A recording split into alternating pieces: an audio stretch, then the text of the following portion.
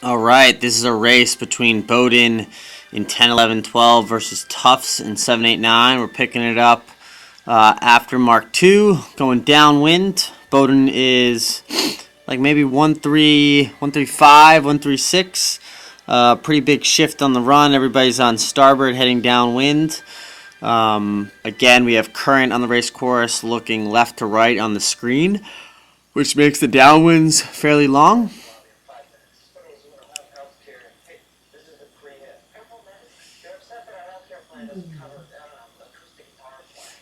And again, working the inside is really important on these downwinds. And we have our boat in the one, maybe a little bit too far in front. Again, 2, 3 boat lengths, plenty of room. Looks like we're maybe transitioning to a play 4 here with a big gap. Boat 12 and boat 10 really trying to put in as big a gap as possible. The bigger the gap, the more stable you are on the run.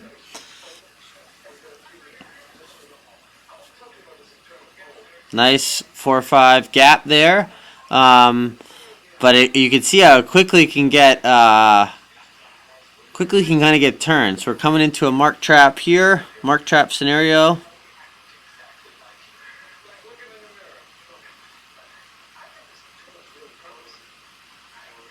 No more 4-5 gap. That's pretty obvious.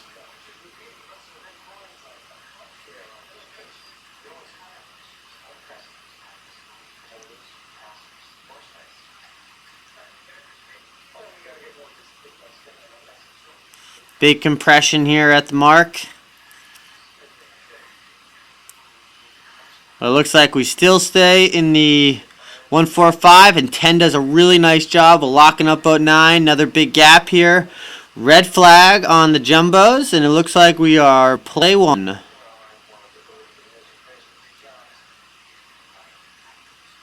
So mark trap there from boat 11 to spring in boat 12, and boat 10 did a really nice job of controlling that back pair, and we got to make sure that they keep the ace, and we can sail home free with the 1-2.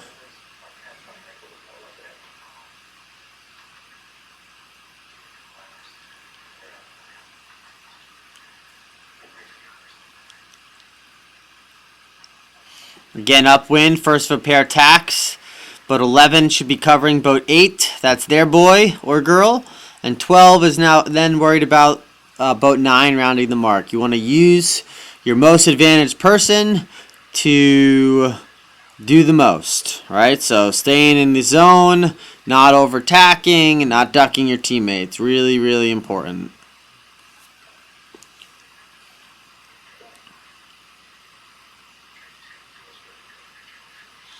I think boats 10 and 12 call a switch here, which is probably a good move. It looked like 8 might have been making some gains on 11, so now they switch their coverage. Boat 12 is now covering boat 8, and boat 11 is covering the boat that's left on the screen here.